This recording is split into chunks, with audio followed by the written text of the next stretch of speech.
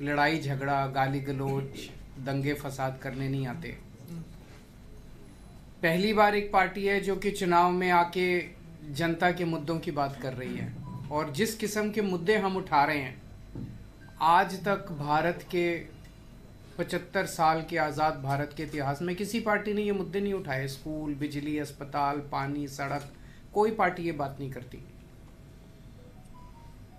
अभी तक हम लोगों ने 3 किस्म की गारंटी दी है। गारंटी मतलब हम कहते हैं कि हम कोई फर्जी मैनिफेस्टो, फर्जी घोषणा पत्र, फर्जी संकल्प पत्र जारी नहीं कर रहे। हम गारंटी दे रहे हैं कि अगर हम ये ना करें तो अगली बार वोट मत देना, अभी से बोल रहे हैं। तो पहली गारंटी हमने दी बिजली की। बिजली की इसलिए दी क्योंकि बिजली को लेके हम जब गुजरात में घूम रहे हैं, लोग बहुत परेशान हैं। बिजली के बिल बहुत ज़्यादा आ रहे हैं। लोग कह रहे हैं कि अपने बच्चों को पालें कि बिजली के बिल भरें। दिल्ली में हमने बिजली फ्री कर दी।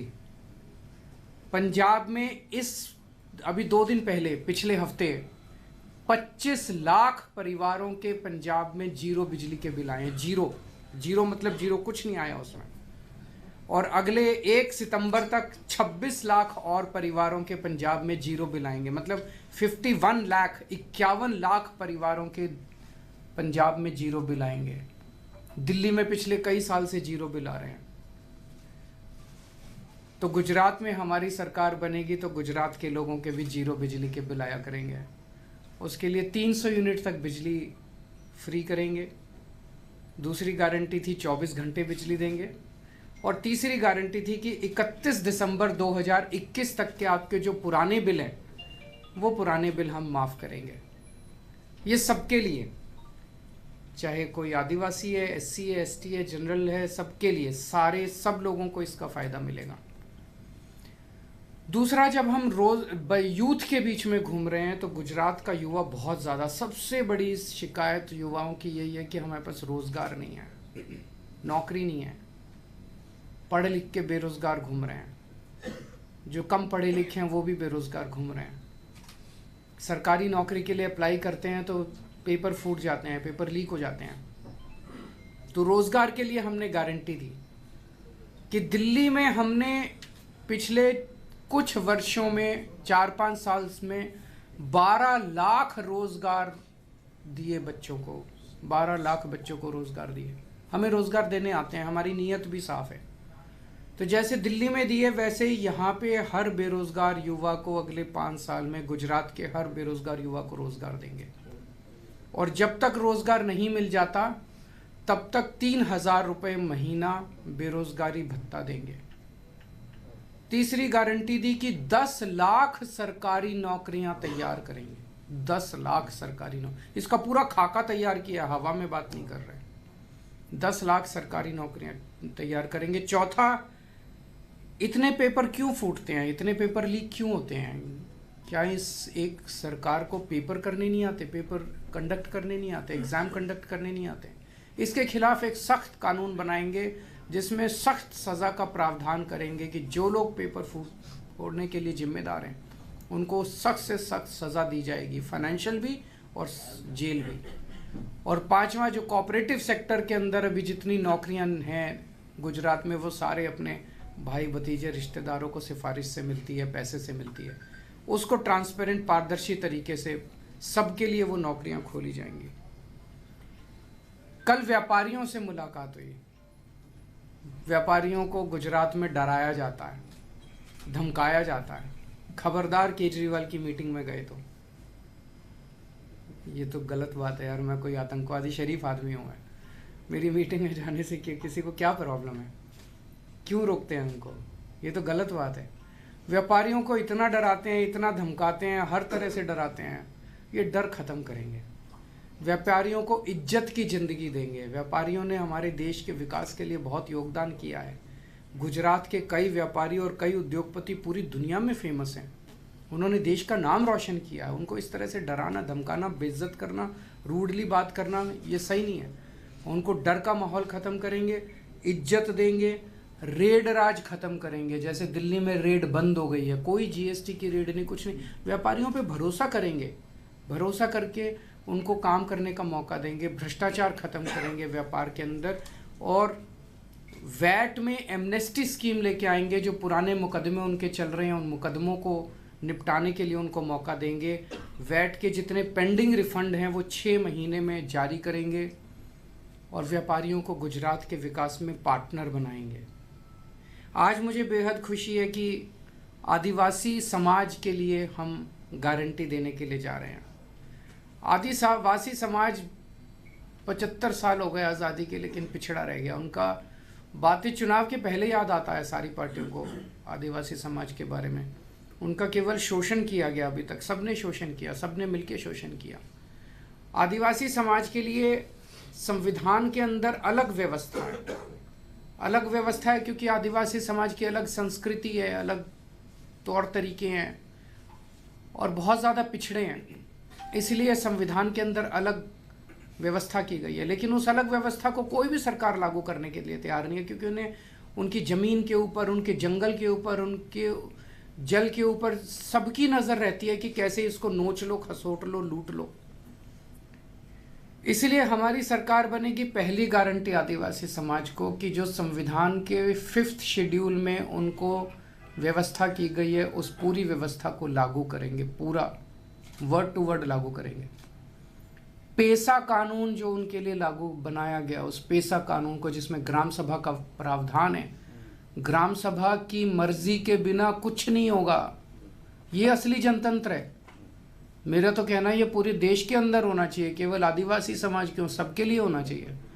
पर आदिवासी समाज के लिए प्रावधान है, ग्राम सभा की मर्जी के बिना कोई एक्शन किसी सरकार को लेने का अधिकार नहीं है, वो सख्ती के साथ लागू किया जाएगा। और ट्राइबल एडवाइजरी कमेटी है, जिसका काम होता है कि आदिवासी समाज के जो क्षेत्र हैं, आदिवासी क्षेत्र हैं, वहाँ किस किस्म का विकास हो, उनके लिए जो फंड आते हैं वो कैसे इस्तेमाल किए जाने चाहिए। कानून के अंदर लिखा है कि ट्राइबल एडवाइजरी कमेटी का चेयरमैन कोई ट्राइबल होगा। गुजरात के अंदर मुख्यमंत्री उनके चेयरमैन रहे हमेशा के लिए। इसको बंद किया जाएगा, ट्राइबल एडवाइजरी कमेटी का चेयरमैन ट्राइबल होगा। तो पहली गारंटी 5th शेड्यूल लागू करेंगे, पेसा लागू करेंगे, और ट्राइबल एडवाइजरी कमेटी का चेयरमैन ट्राइबल होगा। दूसरी गारंटी, आज आदिवासी समाज बहुत ज़्यादा पिछड़ा इसलिए रह गया क्योंकि शिक्षा का अभाव है। गरीब लोग हैं, गरीब लोग हैं, वो सरकारी स्कूल में अपने बच्चों को भेजते हैं। सरकारी स्कूल हैं नहीं, हैं तो टूटे हुए पड़े हैं, पढ़ाई होती नहीं है। इसीलिए आदिवासी समाज के बच्चे गरीब रह जाते हैं, पिछड़े रह जाते हैं। दिल्ली के अंदर हमने शिक्षा को शानदार बना के दिखाया। आज मैं आदिवासी समाज के भाइयों बहनों सबको, माताओं बुजुर्गों को मैं आश्वासन देना चाहता हूं कि जैसे दिल्ली के स्कूल हमने अच्छे किए हैं, हर आदिवासी गांव के अंदर अच्छा स्कूल खोलेंगे, ताकि बच्चे एक पीढ़ी के अंदर, अगर हमने अच्छी पढ़ाई दे दी बच्चों को, एक पीढ़ी के अंदर पिछड़ापन भी दूर होगा और उनकी गरीबी भी दूर होगी। तीसरी चीज़, उनके मेडिकल के लिए कोई सुविधा नहीं है। अगर कोई बीमार हो जाए तो प्राइवेट अस्पतालों में ले जाओ, प्राइवेट में तो आदमी मर जाता है, इतना पैसा लूटते हैं। और सरकारी के अंदर कोई इलाज नहीं है, सरकारी अस्पतालों का कोई वहाँ पे है ही नहीं, डिस्पेंसरी नहीं है। तो जैसे मोहल्ला क्लिनिक हमने दिल्ली में खोले, ऐसे हर गांव के अंदर एक मोहल्ला क्लिनिक, गांव क्लिनिक खोलेंगे और वहाँ पे पूरा इलाज फ्री होगा। उनके लिए स्पेशल अस्पताल खोले जाएंगे, आदिवासी इलाकों के अंदर स्पेशल मल्टी स्पेशलिटी हॉस्पिटल खोले जाएंगे, जहाँ पे दिल्ली में चाहे कोई अमीर है चाहे गरीब है, सबका इलाज हमने पूरा मुफ्त कर दिया। बड़े से बड़ा ऑपरेशन भी फ्री में होता है। आदिवासी इलाके के अंदर भी ये व्यवस्था करेंगे कि सारा इलाज उनका मुफ्त किया जाएगा। चौथी चीज़, कास्ट सर्टिफिकेट लेने में भी बड़ी दिक्कत आती है। इतने पेज, इतनी फॉर्मेलिटीज़ को सिंप्लीफाई करेंगे, सिंपल करेंगे, इसका प्रोसेस सिंपल करेंगे ताकि आसानी के साथ किसी को कास्ट सर्टिफिकेट मिल सके। पांचवी चीज़, जिन आदिवासी जो बहुत ज़्यादा गरीब है, जिनके सर पे छत नहीं है, उनको घर दिया जाएगा। और छठी चीज़ की सड़क, हर गांव तक सड़क पहुंचाई जाएगी। बाकी जो दूसरों के लिए गारंटी है, रोजगार देंगे वो आदिवासी समाज को भी देंगे, फ्री बिजली देंगे वो आदिवासी समाज को भी देंगे। तो ये 6 गारंटी आज मैं आदिवासी समाज के लिए ऐलान करते हुए मुझे बेहद खुशी हो रही है। मुझे पता चला कि इन लोगों ने सर्वे कराया एक, उस सर्वे में गुजरात के अंदर इन लोगों ने पूछा लोगों से, गुजरात के लोगों से, भाई केजरीवाल आके कह रहा है कि फ्री शिक्षा देंगे, फ्री शिक्षा देंगे, फ्री शिक्षा देंगे, फ्री शिक्षा होनी चाहिए क्या? 99% लोगों ने कहा कि शिक्षा फ्री होनी चाहिए।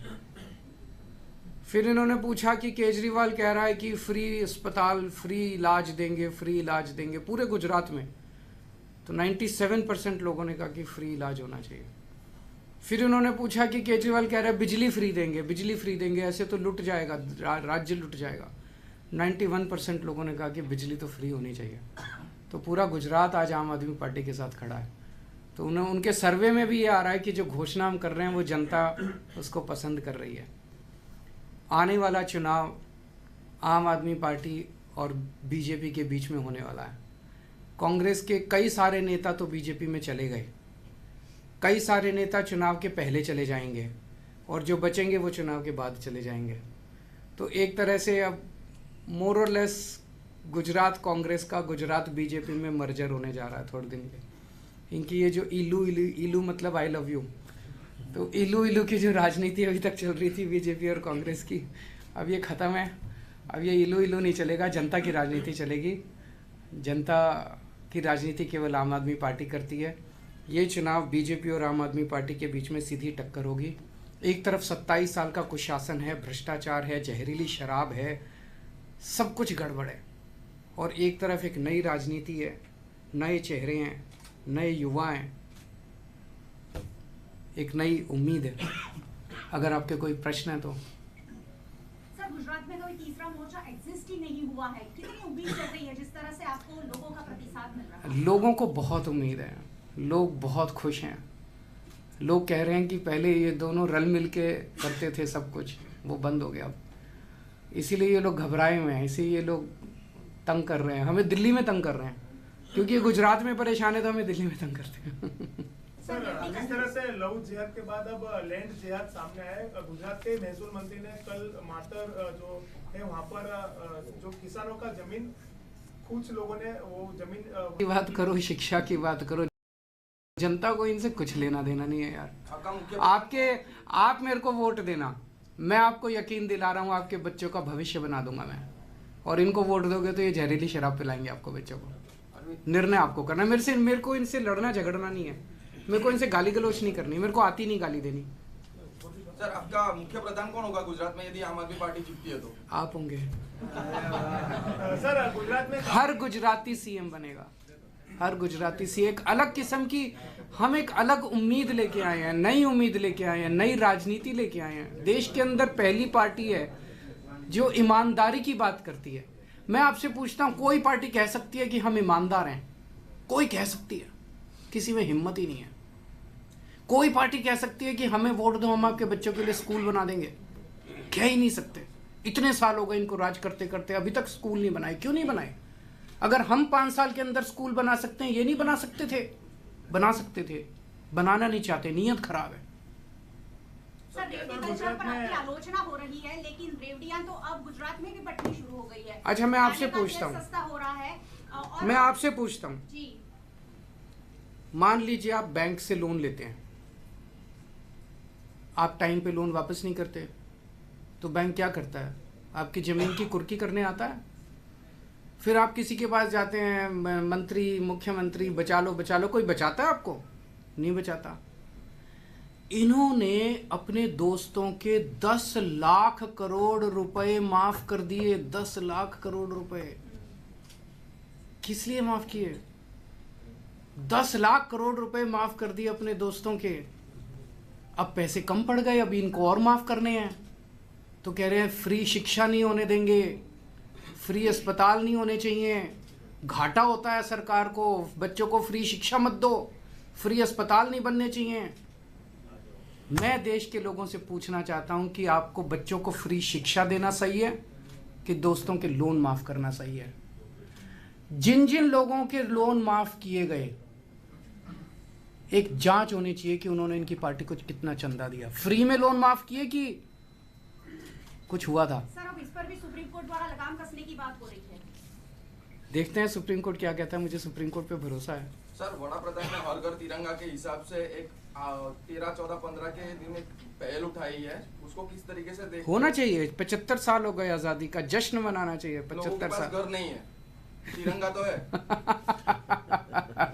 ये दुख है, 75 साल की आजादी के बाद आज भी हमारे लोगों के पास स्कूल नहीं है, अस्पताल नहीं नरेंद्र है। मोदी की आलोचना तो करते हैं, लेकिन कांग्रेस पार्टी और आम आदमी पार्टी मेरी- कहीं ना मैं- कहीं पर चिन्हों पर चल रही है। मैं किसी की चाहे आलोचना तिरंगा अभियान हो, चाहे और चाहे मैं किसी की आलोचना नहीं करता। मेरे को किसी की क्यों आलोचना करते हैं? मेरी किसी पार्टी से मेरा कोई विरोध नहीं है, किसी नेता से मेरा विरोध नहीं है। मैं जनता के लिए काम करता हूँ। मैं कहता हूँ मैं बच्चों के लिए स्कूल बनाऊंगा, इस पे कोई आपत्ति किसी को हो सकती है? वो लोग भी बनाए। मैंने तो ओपन ऑफर दिया था कि दिल्ली में मैंने करके दिखा दिया। कोई भी सीखना चाहता है मेरे से, चाहे बीजेपी का मुख्यमंत्री हो, चाहे कांग्रेस का मुख्यमंत्री हो, कोई भी, आप आइए सीखिए। हमारा देश तो एक ही है।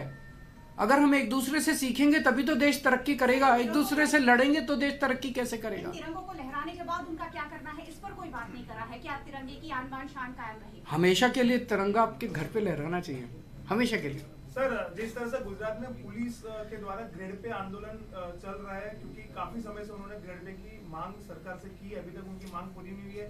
कर्मचारी जो मंडल है वो ये लोग बताएंगे, मैं ज्यादा डिटेल नहीं बताऊंगा। सर एक सवाल खाली है, 1 मिनट इनके जवाब ये दे दें। इसमें बोलो।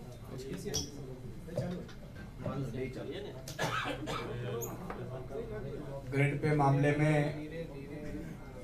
पुलिस को जिस तरह से आंदोलन, ગુજરાતીમાં જ કહું, આંદોલન કરવું પડ્યું હતું। કેટલાકને સસ્પેન્ડ કરી દીધા હતા, કેટલાકને બદલીઓ કરી દીધી હતી, ધમકાવ્યું હતું, એવી વાત કરવામાં આવી હતી કે 2 મહિનામાં કમિટી રિપોર્ટ તૈયાર કરશે। ગ્રેડ પે મામલામાં આજે પોલીસને ખૂબ ઓછો પગાર મળી રહ્યો છે। આમ આદમી પાર્ટી સ્વીકારે છે કે પોલીસને ખૂબ ઓછો પગાર મળી રહ્યો છે। સાથે સાથે પોલીસને 18 કલાક તો પોલીસને કામ કરવામાં આવે છે, એની 8 કલાક ડ્યુટી ફિક્સ હોય છે, એનો ઓવરટાઈમ પણ આપવાનો આવતો નથી। અને ગ્રેડ પે મામલામાં જેટલા પોલીસોએ જે પણ મુદ્દા ઉઠાવ્યા એમાં એમની કાં તો બદલી કરી દેવામાં આવી, એમના પરિવારને હેરાન પરેશાન કરવામાં આવ્યા। આમ આદમી પાર્ટીએ પણ સમર્થન કર્યું હતું। આમ આદમી પાર્ટીના લોકોને પણ પોલીસને ઉશ્કેરો છો એમ કહીને જેલમાં નાખ્યા હતા। પણ આમ આદમી પાર્ટી પોલીસની સહાનુભૂતિ સાથે છે। અમે માનીએ છીએ કે પોલીસને ગ્રેડ પે મળવો જોઈએ અને પોલીસ છે એની 8 કલાકની ડ્યુટી ઉપરાંત જો ડ્યુટી કરવામાં આવે તો એને એનો વળતર મળવું જોઈએ। Thank you. Thank you. Sir शिक्षण के मामले में खाली एक सवाल है कि आपकी तरफ से शिक्षण फ्री करना चाहते हो, तो फिलहाल ऐसा कोई सैंपल स्कूल रेडी होगा गुजरात के अंदर कि जो आप डेवलप करना चाहते हो सैंपल की तरीके से? आप सारे सैंपल दिल्ली आके देखिए ना, मैं आपका टिकट बुक करा दूंगा। फिलहाल आप गुजरात में भी गुजरात में आप वोट दीजिए, सारे स्कूल अच्छे कर देंगे। बिना वोट के स्कूल डेवलप नहीं करोगे? कैसे करेंगे आप बताइए? आम आदमी पार्टी सक्षम नहीं है? ये